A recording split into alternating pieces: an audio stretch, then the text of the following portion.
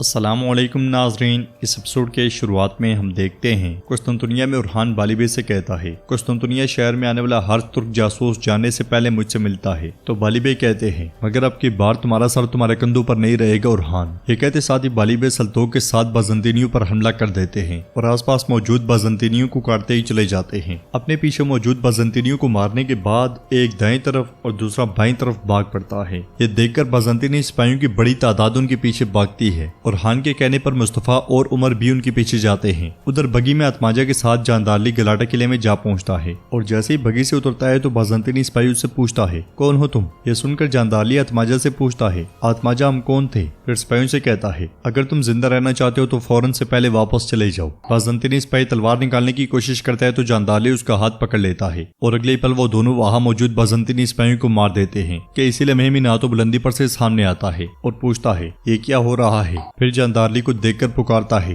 جاندارلی تم؟ یہ سن کر جاندارلی مسکراتے ہوئے کہتا ہے اللہ کا شکر ہے کسی نے تو ہمیں پہچانا اتماجہ۔ پھر میناتو سے کہتا ہے کیا تم اپنے مہمانوں کو اس طرح دروازے پر انتظار کرواتے ہو؟ کیا ہمیں اندر آنے کو نہیں کہو گے؟ قسطنطنیہ میں سلطوق بھاگتے ہوئے ایک دیوار کے پیچھے جا چھپتا ہے اور ایک طرف دیکھتے ہوئے کہتا ہے آؤ میں تمہارے ٹکڑے ٹکڑے کر دوں گا۔ پیچھے سے مصطفیٰ اس کے سر پر جا پہنچتا ہے اور کہتا ہے سلطوق اپنی تلوار نیچے رکھو۔ سلطوق کی ایسا نہیں ہے جیسا تمہیں لگ رہا ہے اور میری بات غور سے سنو۔ مگر سلطوق نہیں سنتا اور چھپایا ہوا چاقو اس کے پیٹ میں گھوم دیتا ہے۔ پھر کہتا ہے تم غدار ہو، میں نے اپنی آنکھوں سے تمہیں دیکھا ہے۔ مصطفیٰ تکلیف میں زمین پہ گر جاتا ہے اور سلطوق بھاگ جاتا ہے۔ بازنطینی سپاہی سلطوق کے پیچھے بھاگتے ہیں مگر سلطوق پلٹتا ہے اور زناٹے دار تھپڑ انہیں رسید کرتا ہے۔ ادھر عمر مصطفیٰ کے پاس پہنچتا ہے۔ ادھر ہم دیکھتے ہیں کہ جاندارلی میناتو کے کمرے میں موجود ہوتا ہے۔ میناتو سے پوچھتا ہے تم یہاں کیوں آئے ہو اور مجھ سے کیا چاہتے ہو؟ جاندارلی اس کی بات کا جواب نہیں دیتا اور انگور کھانے لگ جاتا ہے۔ یہ دیکھ کر میناتو غصے سے کہتا ہے یا تو تم فوراً سے پہلے یہاں سے چلے جاؤ ورنہ وہ تمہاری قبر اس شہر میں کھود دیں گے۔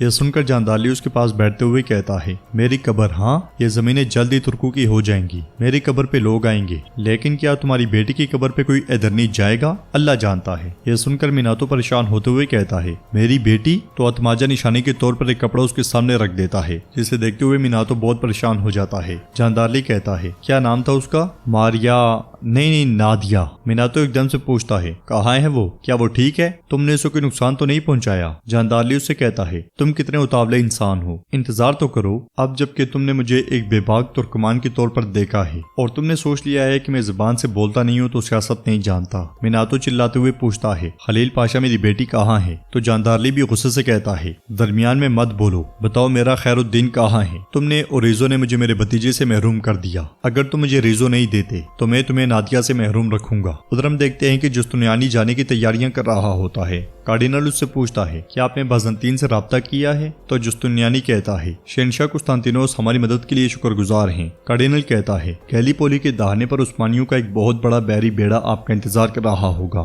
یہ سن کر جستنیانی کہتا ہے اس نے اس کا بھی ذکر کیا تھا، ہم جب قریب پہنچیں گے تو عثمانی بحری بیڑا وہاں نہیں ہوگا۔ یہ کہتے ساتھ ہی جستنیانی جا کر کشتی پر سوار ہو جاتا ہے۔ قسطنطنیہ میں بالیبے بھاگتے بھاگتے ایک جگہ جا کر چھپ جاتے ہیں اور بازنطینی سپاہی دوسری طرف نکل جاتے ہیں۔ سلطوق بھی بھاگتا بھاگتا چرچ میں جا گھستا ہے جدھر ایک راہبہ موجود ہوتی ہے۔ وہ ڈرتے ہوئے سلطوق سے پوچھتی ہے تم کون ہو؟ سپاہیوں کی آواز سن کر سلطوق اسے لے کر ایک طرف چھپ جاتا ہے۔ اگلے ہی پل ایک بازنطینی سپاہی چرچ میں داخل ہوتا ہے۔ تلاش کرتے کرتے وہ جیسے ہی سلطوق کی طرف بڑھتا ہے کہ کمرے میں داخل ہونے والا دوسرا بازنطینی سپاہی کہتا ہے دوسرے جاسوس کو بازار میں دیکھا گیا ہے، وہ دونوں ایک ساتھ ہوں گے، چلو۔ یہ کہتے اور سنتے ساتھ ہی وہ دونوں بھاگ پڑتے ہیں اور سلطوق راہبہ کے منہ سے ہاتھ ہٹاتے ہوئے کہتا ہے میں یہ اس طرح نہیں چاہتا تھا۔ یہ کہتے ساتھ ہی سلطوق چلا جاتا ہے۔ ادرنی میں بایزید اپنے بھائی کے پاس بیٹھا اسے لوریاں سنا رہا ہوتا ہے کہ اسی لمحے سلطان وہاں آتے ہیں اور یہ منظر دیکھنے لگ جاتے ہیں۔ سلطان کو دیکھتے ساتھ ہی بایزید ان سے لپٹ جاتا ہے اور سلطان اسے اٹھاتے ہوئے کہتے ہیں کیا آپ بھائی کو سلا رہے ہو؟ تو بایزید کہتا ہے جی ہاں بابا۔ سلطان اس سے کہتے ہیں ماشاءاللہ میرا شیر لوری بہت اچھی پڑتا ہے۔ تو بایزید کہتا ہے گلشاہ خاتون نے اسے یاد کرنے پر مجبور کر دیا ہے بابا،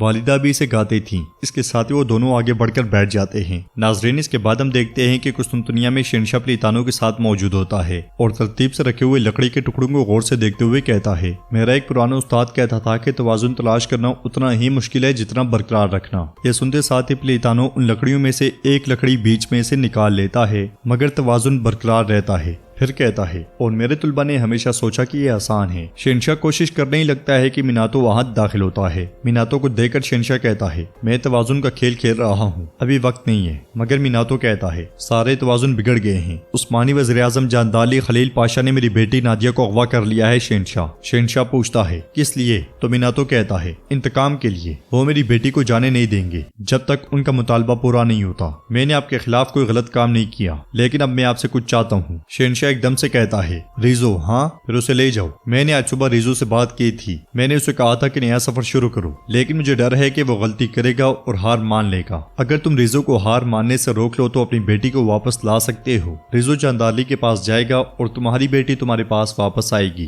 ادھر ہم دیکھتے ہیں کہ مصطفیٰ کو مرہم پٹیاں کی جا رہی ہوتی ہیں اور ہان عمر سے پوچھتا ہے مصطفیٰ کیسا ہے اب؟ تو عمر کہتا ہے یہ بری طرح سے زخمی ہے لیکن ٹھیک ہو جائے گا۔ اور ہان کہتا ہے اگر ضروری ہوا تو شہر کے تمام نامور طبیب ایک ایک کر کے آئیں گے۔ یہ کہتے ساتھ اور ہان جیسے ہی جانے لگتا ہے تو عمر کہتا ہے ہم آگے بڑھے تو مصطفیٰ پیچھے چلا گیا۔ ہم اکنجی کو روک کر اسے پکڑنے جا رہے تھے لیکن کسی نہ کسی طرح وہ اس شخص سے ٹکرا گیا جس کے پیچھے وہ جا رہا تھا اور ان میں سے ایک ایسے غائب ہو گیا جیسے کسی نے اسے ہدایت دی ہو۔ یہ سن کر اورحان پوچھتا ہے آپ کے خیال میں کیا مصطفیٰ نے ان کی رہنمائی کی تھی؟ عمر کوئی جواب نہیں دیتا تو اورحان کہتا ہے اسے ہوش میں آنے دو، ہم اس سے سوالات کر کے پوچھ سکتے ہیں اور ہمیں جواب مل جائے گا۔ ادھر ہم دیکھتے ہیں کہ سمندر سے دمیتری کا جہاز آگے بڑھ رہا ہوتا ہے۔ سامنے بلتائی اوغلو سلیمان پاشا کی بحریہ موجود ہوتی ہے۔ عثمانی بحریہ دیکھ کر دمیتری اپنے سپاہی کو سفید جھنڈا بلند کرنے کو کہتا ہے۔ دوسری طرف کمرے میں سپاہی سلیمان کے پاس آتا ہے اور کہتا ہے ایک بیڑا ہمارے قریب آ رہا ہے۔ یہ سنتے ساتھ ہی سلیمان اٹھ کر کھڑکی میں سے دیکھتا ہے تو اسے سفید جھنڈا دکھائی دیتا ہے، جسے دیکھ کر وہ سپاہی سے کہتا ہے انہوں نے سفید جھنڈا اٹھا رکھا ہے، انہیں آنے دو، آئیے معلوم کریں کہ ان میں کیا خرابی ہے۔ یہ کہتے ساتھ ہی سلیمان کمرے سے نکل جاتا ہے۔ ادھر ریزو میناتو سے کہتا ہے قسطنطینوس جان بوجھ کر مجھے موت کے قریب بھیج رہا ہے۔ تو میناتو کہتا ہے کوئی آپ کو موت کے قریب نہیں بھیج رہا، میں ایسا نہیں ہونے دوں گا۔ جواباً ریزو کہتا ہے پھر کچھ کرو، ترک مجھے دوبارہ اب نئے سے گزرنے نہیں دیں گے۔ میناتو کہتا ہے تمہاری دکھائی کی کمزوری کی وجہ سے ترکوں نے سارا اناج جلا دیا، قسطنطینوس کا تم سے ایسے بات کرنا درست ہے۔ ریزو کہتا ہے کیا ہم اس بات پہ بحث کریں گے کہ کون صحیح ہے اور کون نہیں؟ میناتو کہتا ہے میں نے اجلاس میں بات کی،